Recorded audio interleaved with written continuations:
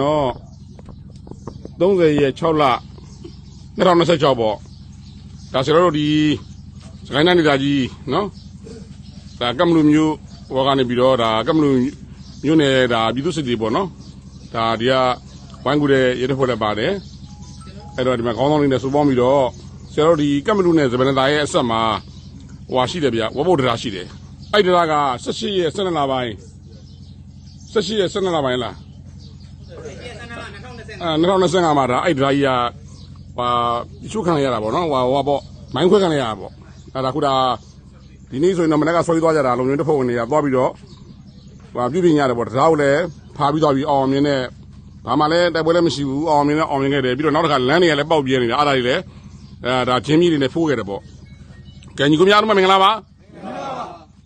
ညီကိုတို့ဒါခုအောင်မြင်နဲ့မပြီးခဲ့ဘူးလားပြီးပါပါဆရာတော်ကတော့ဒီကမ္မလူမျိုးနဲ့ဒါကျွန်းလာမျိုးနဲ့ဒီဇယ်မျိုးနဲ့ကမိမိရဲ့တစ်ဖက်ဝင်နေဖြစ်စေ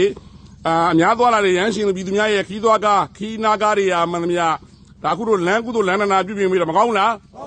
တို့စကရိုးရှိတယ်ကွာဗါတဲ့လမ်းလျှောက်တော့လမ်းဖောက်တော့သူမပါတဲ့လမ်းဖောက်တော့သူမပါလမ်းလျှောက်တော့သူပါခဲ့တယ်တချို့ကကြတော့အလုံးမလုံးဖဲနဲ့လမ်းလျှောက်တာကြီးကြီးများတာမရှိဘူးလားအဲ့ဒါအများပြည်သူသွားလာဖို့အဆင်ပြေဖို့အတွက်ခုဒါမင်းတို့ဒါလမ်းတွေပြုပြင်ခဲ့တာမရှိခဲ့ဘူးလားတရားတွေလည်းပြုပြင်ခဲ့တယ်ပြီးတော့နောက်တစ်ခါဟိုလမ်းတွေလည်းပြုပြင်ခဲ့တယ်မရှိဘူးလား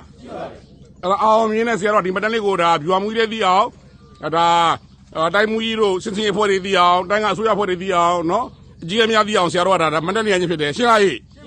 ဆရာတော်ကဒါဒေသခံလူလူများရဲ့ကိုစားရောညီကိုတို့လုပ်ခဲ့တာအောင်မြင်တာကိုဂုဏ်ယူတယ်ကျေးဇူးတင်ပါတယ်လို့ပြောကြလို့ပါတယ်ရှင်းလားဟိဘာခက်ခဲရှိလို့အဲ့တော့ခုဒါမင်းတို့ဒါအဝေးကအခုညီလူအုပ်စုဘက်ကပါတဲ့အဖွဲ့တွေရှိတယ်မြို့ပေါ်အဖွဲ့တွေပါတာရှိတယ်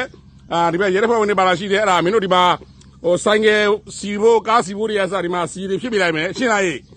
အေးတရားတွေပြီးတော့အကုန်လုံးအပြည့်အောင်ဖြစ်ပြလိုက်မယ်နော်ဆိုင်ငယ်သမားတွေကိုဟုတ်ပြီလားဆိုင်ငယ်သမားတွေကိုလည်းပဲဒါဆရာတော်ကနေပြီးတော့ဒေသခံတွေကိုကျေးဇူးတင်တယ်